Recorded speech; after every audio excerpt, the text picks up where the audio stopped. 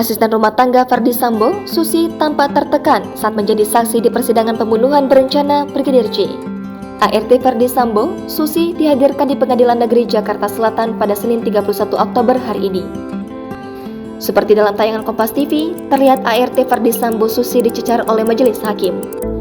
Susi ditanyai apakah Ferdy Sambo sering berada di Rumah Saguling, Mampang, Jakarta Selatan. Susi pun menjawab Ferdy Sambo sering berada di Rumah Saguling.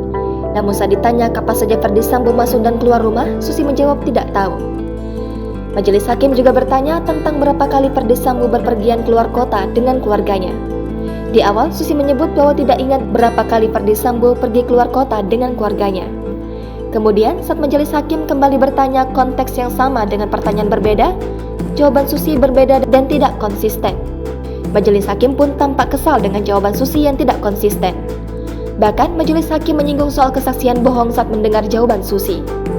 Di beberapa pertanyaan, mimik Susi pun terlihat tertekan dan melihat ke langit-langit persidangan. Bahkan sesaat Susi terlihat seperti hendak menangis. Persidangan pun berlangsung alot karena saksi Susi menjawab pertanyaan hakim berputar-putar dan tidak konsisten. Saguling. Sering ke Saguling, apakah tidur di sana, menginap di sana? Tidur di sana, di Saguling. Tadi saudara bilang tidak sering.